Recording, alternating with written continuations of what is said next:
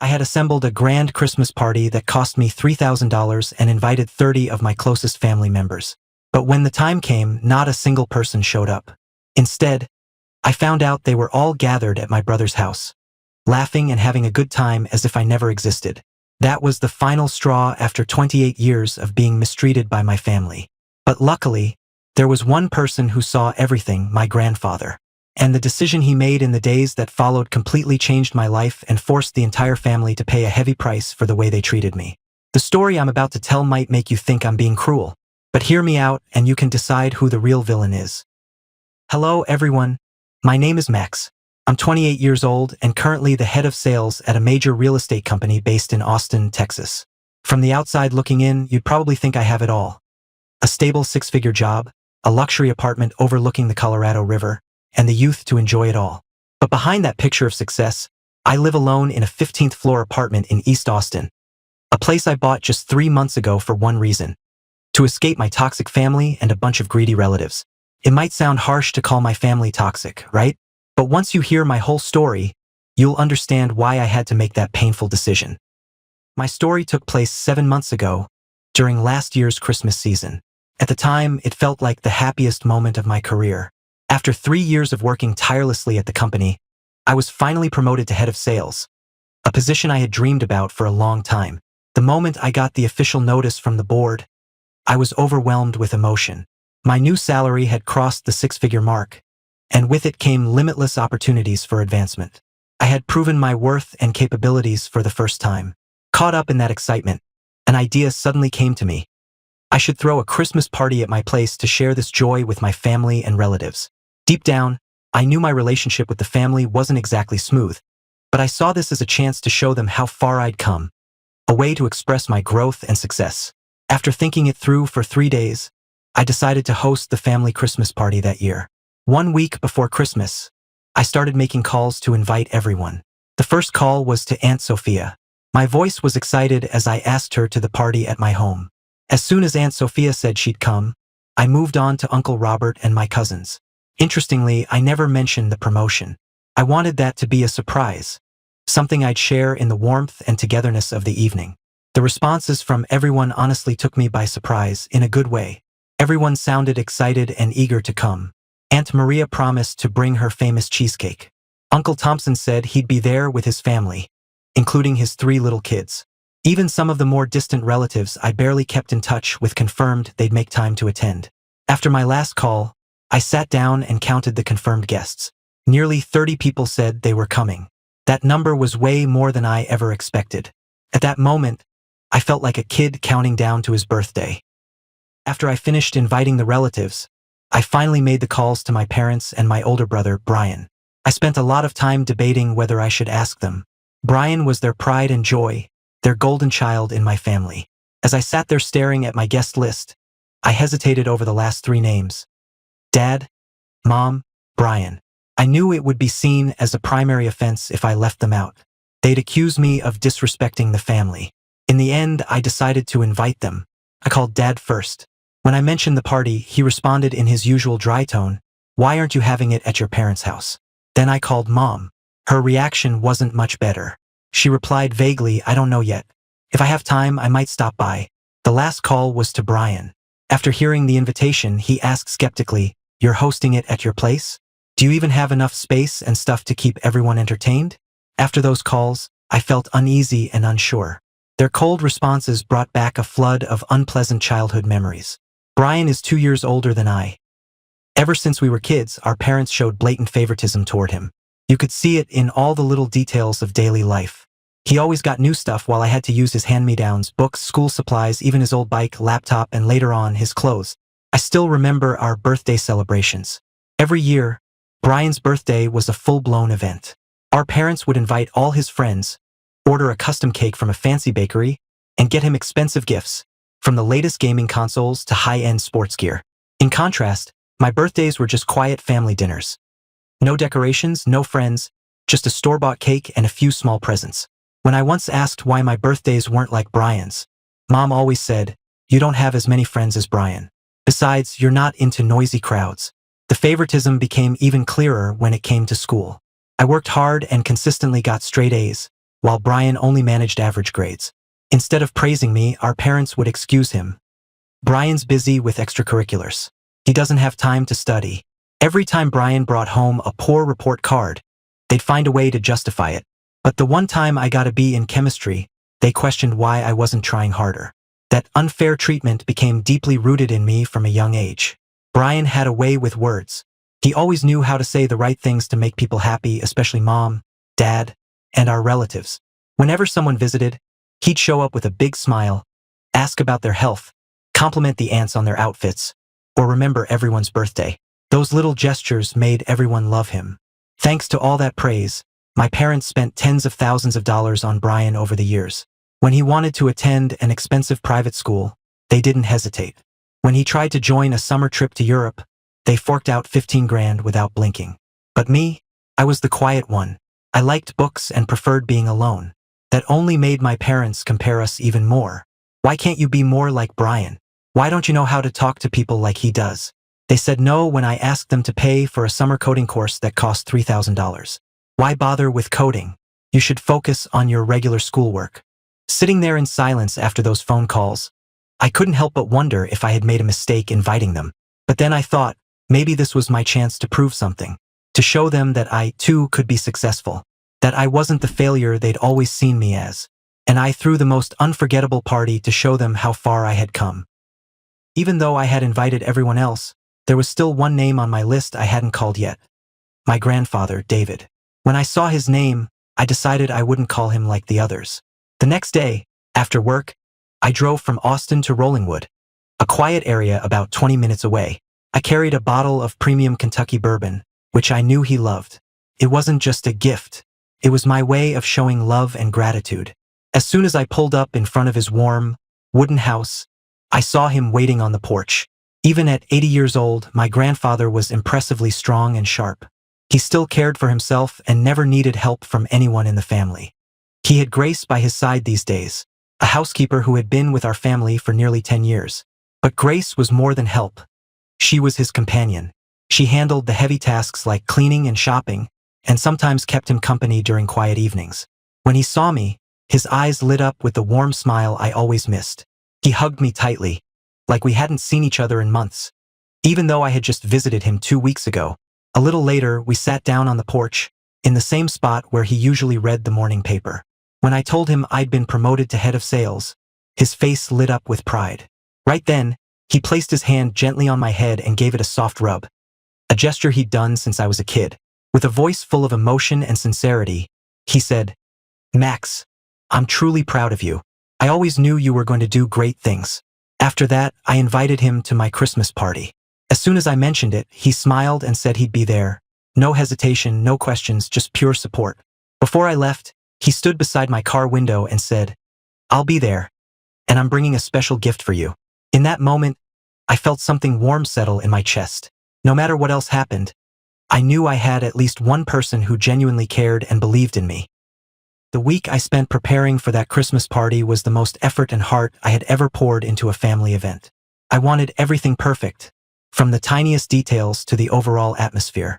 First, I ordered food from a high-end restaurant specializing in traditional Christmas dishes. The menu included golden roasted turkey with crispy skin, aromatic stuffing with rosemary and sausage, silky mashed potatoes loaded with butter and cream, and a fresh Caesar salad topped with shaved Parmesan and crunchy croutons.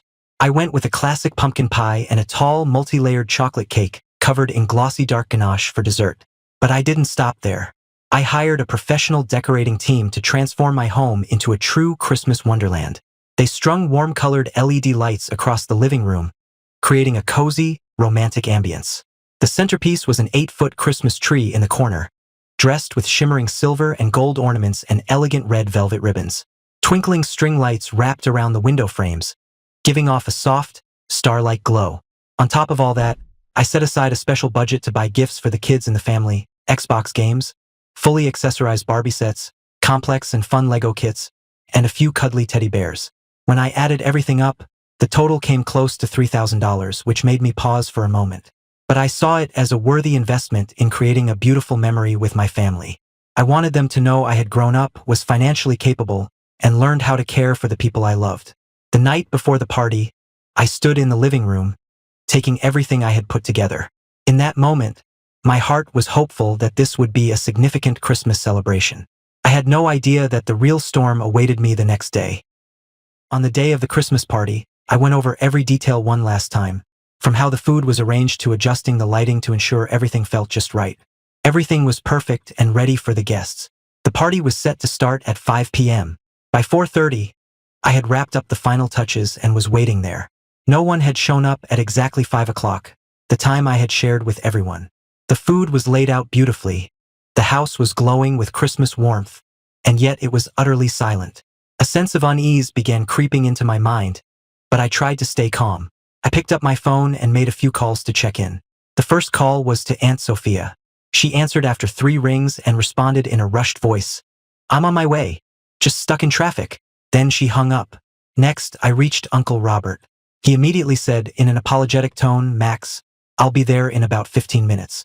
Just finished up some work." The last call was to my mom. When I asked why no one had arrived yet, she casually replied, "We're on our way. It's still early, don't worry." They all said they were coming, so I let out a small sigh of relief and decided to wait a bit longer. By 5:30, not a single person had shown up. That's when I started to feel genuinely anxious. I called again one by one, but this time something strange happened. No one picked up. That rising sense of worry turned into a cold wave inside me. Something wasn't right. A few minutes later, my phone rang, startling me. I looked down and saw my grandfather's name on the screen. I picked up right away. Before I could say much, he asked with a puzzled voice, "Max, the party already started. Why aren't you here yet?" That question hit me like lightning. I froze, completely confused. I quickly replied, "What do you mean, Grandpa? I'm still at home waiting for everyone."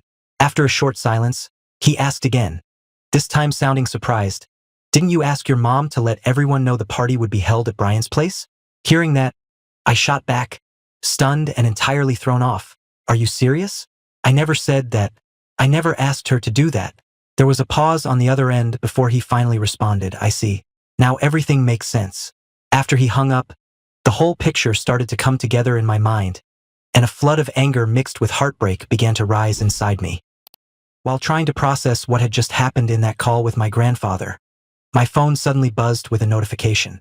I glanced down and saw Brian's name in my Instagram alerts. With trembling hands, I opened the app and saw the photo he had just posted. A grand Christmas party at his house. In the picture, I could see every single person I had invited. Aunt Sophia was laughing brightly, Uncle Robert had a glass of wine in hand, and all my cousins and their kids were there. Everyone looked happy, joyful, like they were exactly where they wanted to be. In that moment, a sickening wave of betrayal crashed over me, wiping out every ounce of hope I'd been holding on to. These people I had spent the entire week preparing for, buying gifts, ordering food, hiring decorators, had coldly and deliberately excluded me. Still reeling from what I saw, I called my mom, anger boiling inside me. The moment she answered, I asked bluntly, voice tight, "Why did you lie to Grandpa and tell him I moved the party to Brian's house?" She replied with a calm, almost cold tone, "What are you talking about? I never told him anything." I could feel the denial cutting deep, but I pressed on. "Fine. Then why was the party at Brian's place, and no one thought to tell me?" That's when she said something that felt like a knife to the chest. "You should ask Brian that. Maybe ask yourself what you did so he would not invite you." And with that, she hung up. Stunned and burning with rage, I immediately called Uncle Robert, hoping someone would tell the truth. When he picked up, I demanded, "Why did you lie to me?" He played dumb. "Lie to you? About what?" I didn't hold back. "You're at Brian's party. So why did you tell me you were on your way to my place?" There was a pause. Then, with a nervous stammer, he said, How do you know?" I stayed silent. I didn't know what to say to that kind of pathetic confession. After a few seconds, like he was trying to justify his betrayal, he added something that hit harder than I ever expected. "Look, you must understand, Brian's party was more important. He's working on a big investment deal. 6 months in, and it's set to bring in 200% returns." Those words were salt in an open wound. Before I could even respond, he kept going, his tone shifting into something preachy. "If you want the family to respect and prioritize you, you need to be more like Brian. Think about what's good for the family." Then he hung up, leaving me in a silence that screamed. Hearing those words straight from Uncle Robert's mouth, I finally understood a harsh truth about my family. To them, the only thing that mattered was what you could give. If you brought them money, you were celebrated. If not, you were disposable, not worth their time or respect. While I was still drowning in anger and heartache after those brutal phone calls, I suddenly heard the sound of a car engine outside. I looked out the window and saw a taxi pulling up in front of the house. A familiar figure stepped out a moment later. It was my grandfather. I rushed to the door.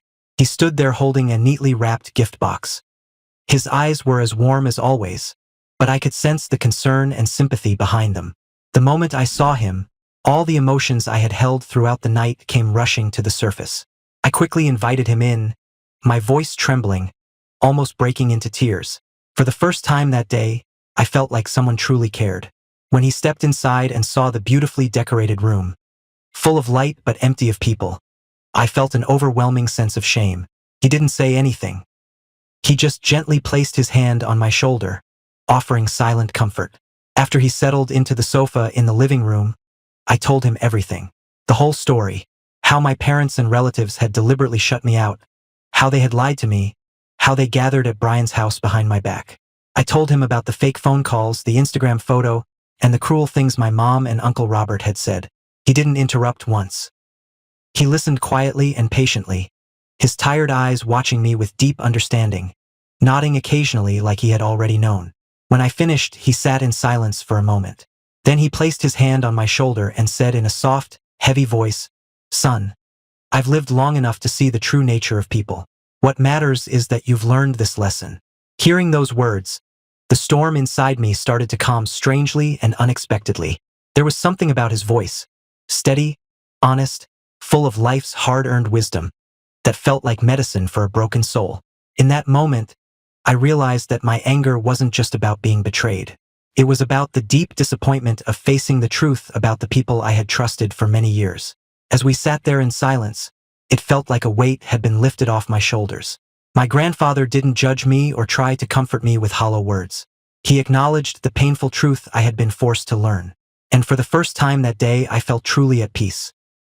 My grandfather and I returned to the dining area a little while later. Looking at all the untouched food still in their boxes, a sudden idea came to me. Instead of letting everything go to waste, why not give it to people who need it? I immediately called Marcus, a friend from college who now worked at a homeless outreach center in downtown Austin. As soon as I explained the situation, he agreed without hesitation to come pick up the food. 20 minutes later, Marcus showed up with 4 other volunteers. They helped load all the food and children's gifts into the center's van. But I didn't want to hand things off. I decided to go with them and give the gifts out myself.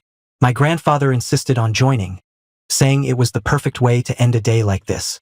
We went to the area under the I-35 bridge, where many homeless individuals had set up temporary shelters.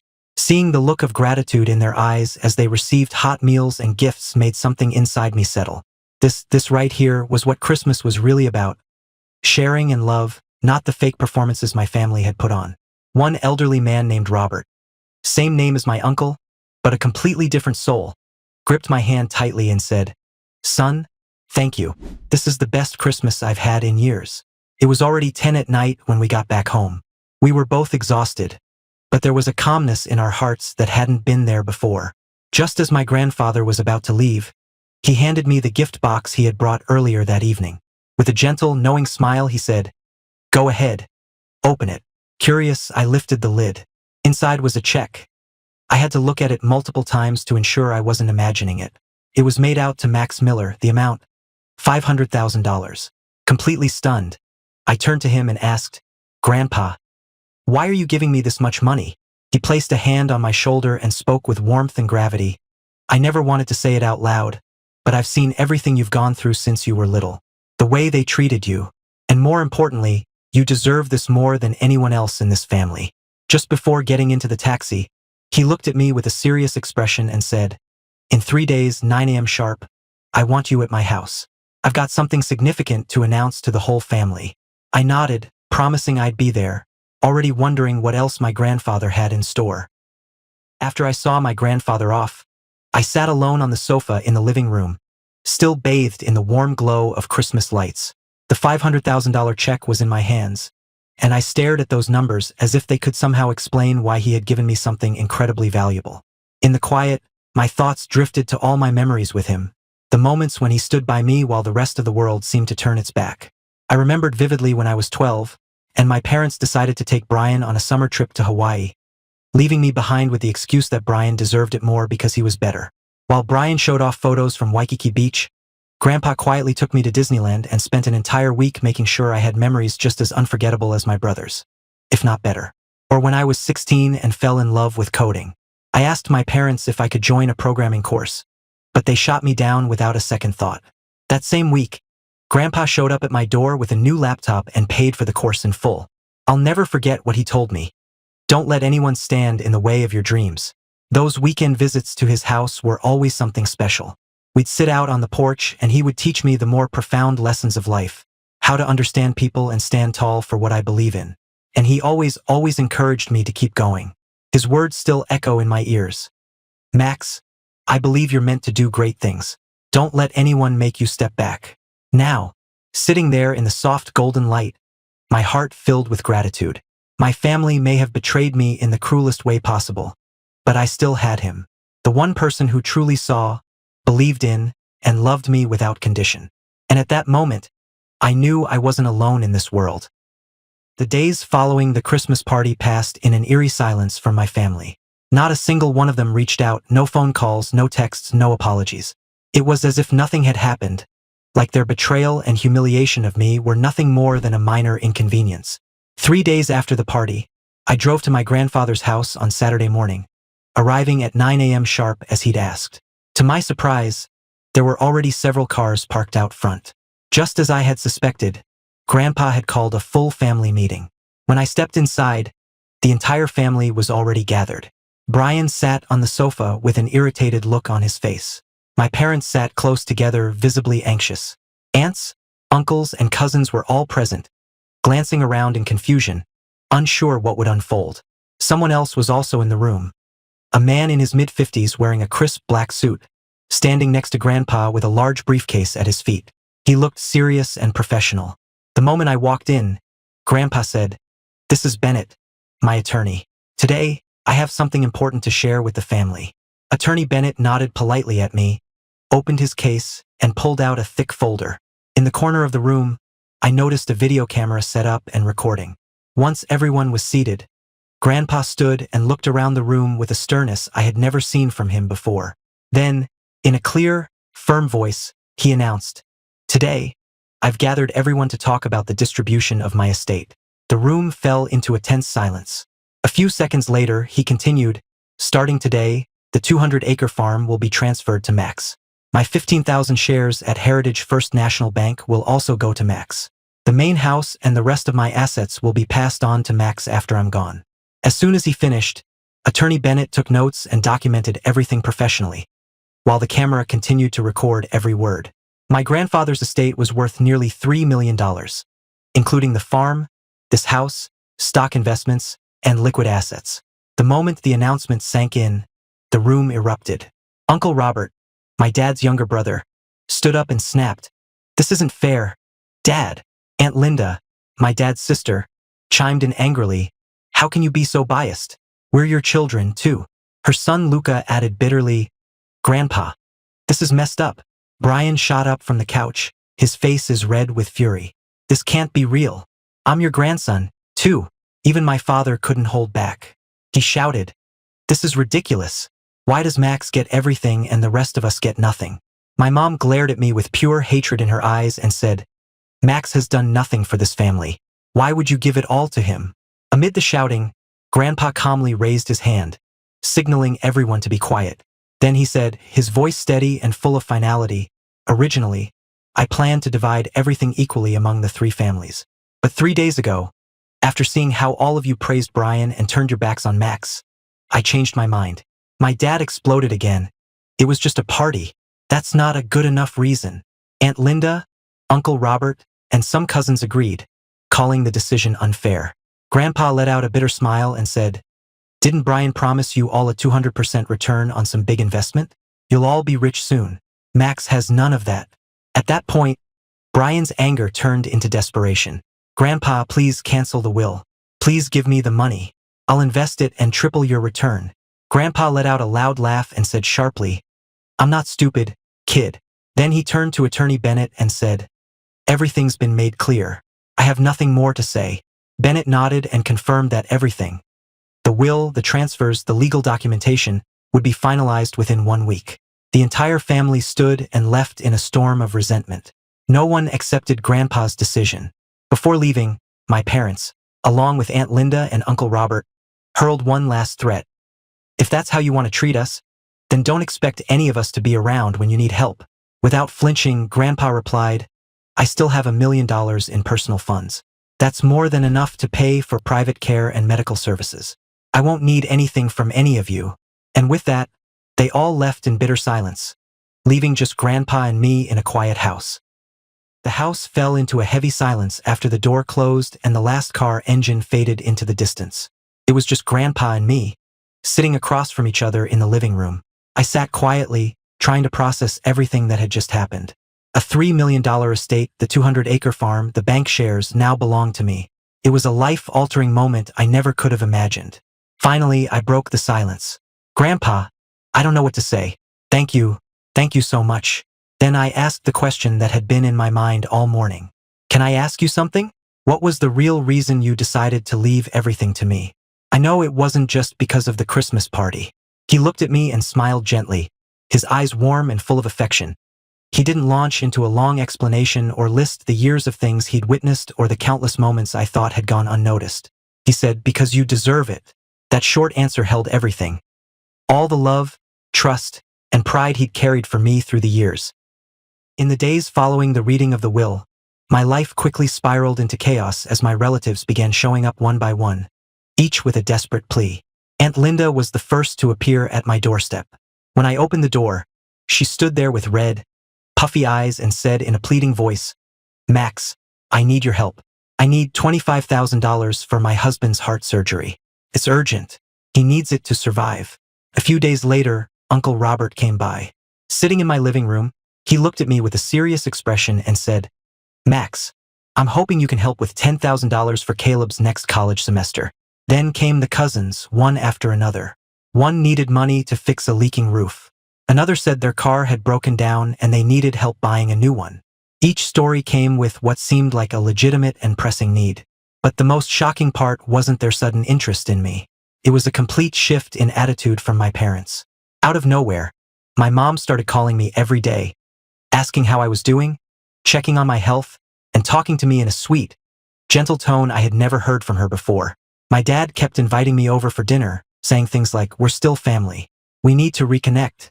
Put all these misunderstandings behind us." But beneath every word, I could sense the real motive. A slow, careful attempt to convince me to share the inheritance. Or better yet, give it back altogether. I stood firm. To each request, I said no, calmly, clearly, and without hesitation. Because after everything, I had finally learned how to say no to the people who had hurt me. Unable to endure the constant intrusion from my relatives any longer, I made a firm decision 3 months ago. I sold my house and moved to a place where none of them could find me. I sold my old home for $380,000. With that money, combined with what Grandpa had given me, I could purchase a high-end condo worth $710,000 in East Austin, one of the most secure areas in the city. My new place sits on the 15th floor, featuring 2 spacious bedrooms and a breathtaking view of the Colorado River. Most importantly, the building has state-of-the-art security, keycard access, on-site guards, and surveillance cameras covering every corner. No one gets in without my permission. To entirely cut ties, I changed my phone number, updated my email, and deleted all my social media accounts. I didn't want a single thread connecting me to the chaos I had left behind. When I received the keys, I invited Grandpa to see the place. He spent nearly an hour walking through the rooms, admiring the open living space and stepping onto the balcony to take in the view. As we stood there, overlooking the city in the soft afternoon light, he placed his hand on my shoulder and said with pride, "You did well. I'm glad you took the step to walk away from them." Hearing those words, I knew I had made the right choice. And for the first time, I felt like I had a truly mine space. A home where I could live in peace, free from the people I once called family. After I made the changes to my living situation and cut off all communication, the harassment from my relatives finally stopped. Life became peaceful. I could fully focus on work and enjoy the private space I had built for myself. But that peace was shattered a month ago. It was a regular afternoon at the office when the receptionist called and told me a group of people was waiting for me in the lobby. When I went downstairs, I saw Aunt Linda, Uncle Robert, and their son and daughter standing there, looking anxious and visibly upset. I did not want to cause a scene at work, so I agreed to meet them at the Starbucks next to the building. As soon as we sat down, Aunt Linda launched into a rant, her voice sharp with anger and desperation. Brian had convinced them to invest in a new cryptocurrency called Family Coin, promising massive returns of up to 300% in 6 months. Brian had introduced himself as the official advisor for the project, using the family name and exaggerated stories of past success, many of which had been inflated by our parents to gain their trust. His influence was so strong that 4 branches of the extended family, including Aunt Linda's and Uncle Robert's, ended up pouring in a combined total of $1.6 million. Uncle Robert explained that 2 months into the investment, the Family Coin website disappeared. Brian stopped responding to calls, deleted all his social media accounts, and even moved out of the apartment where they knew he lived. But what shocked me most wasn't the scam. It was their demand. Instead of trying to contact Brian or going to the police, they came to me, demanding that I repay the money on his behalf with the excuse, "You're Brian's brother. That makes you responsible for what he did." Hearing that, I was torn between rage and disbelief at its absurdity. I stood up, paid for my coffee, and looked at them with a cold, steady voice. "Let me clarify, if you come to me again about this, I'll take you to court. I have nothing to do with what Brian did." Immediately, they shifted tactics. Uncle Robert said, "Didn't Grandpa give you over $3 million? You should be splitting that up." Aunt Linda jumped in, "Please, Max, we're about to lose our house to the bank." They kept pushing, trying to guilt me, beg, and reason, but none of it worked. I turned around and walked straight out of Starbucks without looking back. At that moment, I knew cutting ties with the family was the right decision. 2 days after that meeting at the coffee shop, my phone rang with an unfamiliar number. When I answered, I immediately recognized the voice I'd been trying to avoid for months. "Max, it's your mother," she said. Her voice sounded more tired and anxious than usual. Without any greeting or small talk, she jumped straight to the point. "I need you to help with $300,000 to cover the mortgage. The bank is about to seize the house." When I asked for details, she reluctantly admitted the painful truth. She and my father had taken out a mortgage on their house, $300,000 in cash, and handed all of it to Brian to invest in the Family Coin project. They were on the verge of losing their home with no way to pay it back. After hearing everything, I let out a cold laugh and replied, "I'll make you an offer. I'm willing to buy the house for $500,000. If you agree, sell it to me, but I'm not handing over 300 grand to bail you out." Hearing that, my mother snapped, "You ungrateful brat. I gave birth to you." I stayed calm and responded, "That's true, but that doesn't mean I'm responsible for cleaning up your mistakes." I drove to Grandpa's house to tell him about the evening call. He listened without surprise and then told me something that made everything clearer. The rest of the family had also gone to him, trying to pressure him into changing their will and demanding that he help them out of their financial mess. But Grandpa had stood his ground. He told them he wouldn't change a word, and when they wouldn't leave, he calmly called the police and had them removed. A week after the first call, my phone rang again. Same number my parents had been using. My father's voice sounded more composed this time, like he had considered my offer. As soon as I picked up, he spoke in a calm, rehearsed tone. "Max, your mother and I agree to sell the house to you for $500,000, just like you said." But almost immediately, he added a condition. "However, we want to keep living in the house. We've been here for years, we can't just leave." I couldn't help but feel amused by how calculated it all was.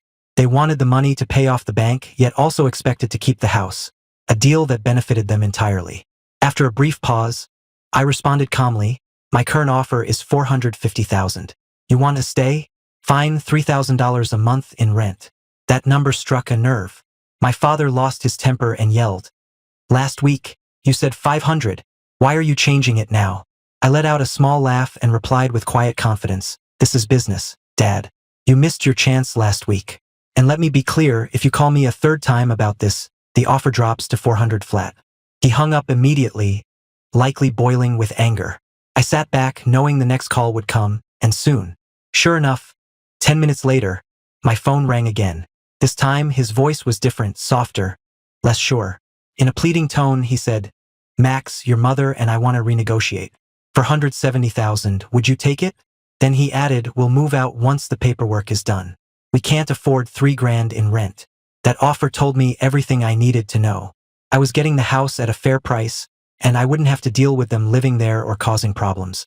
Without hesitation, I answered, "Deal. I accept." And just like that, after all those years of being mistreated, I finally learned how to stand my ground, negotiate, and protect what was mine. Transferring the house from my parents to my name is still underway. My attorney is handling all the legal paperwork, and everything is expected to be finalized within the next 2 weeks. My parents have already begun packing, preparing to move into a smaller apartment they can afford. As for Brian, he's finally facing the consequences of his actions. After losing all the money in the family coin scam, Aunt Linda and Uncle Robert reported him to the police. He was arrested 2 weeks ago and is awaiting trial on financial fraud charges. Ironically, they also came to me, asking if I would buy their house to help them out of their situation. Needless to say, I declined. We devised something meaningful regarding the 200-acre ranch my grandfather transferred to me. We're leasing the land, and with the income, Grandpa and I decided to establish a scholarship fund for underprivileged students. It's our way of creating something truly positive for the community. Even though my life has changed completely, I still keep my weekend routine visiting Grandpa. Those quiet afternoons on his porch, sipping coffee and talking about life, have become the most treasured part of my week. He's still healthy, sharp-minded, and most importantly, he supports every decision I've made. Looking back on this journey, I don't regret a choice. It was right to cut ties with my family, move homes, and stand firm against their unreasonable demands. I feel respected and in complete control of my future for the first time. If there's one piece of advice I can give anyone listening to this story, it's this. Don't let family ties close your eyes to reality. The people who genuinely love you will never deliberately hurt or take advantage of your kindness. Your assets, your time, energy, and money result from your hard work. Protect them from those who only take and never give. Some people may think I was too harsh or selfish for how I treated my family. But what do you think? Was I being greedy? I genuinely want to hear your thoughts. Leave a comment below this story. And if this story touched you in any way, don't forget to subscribe, like, and share it. Also, let me know where you're listening from. I'd love to know how far this story has reached. Thank you, and I'll see you next time.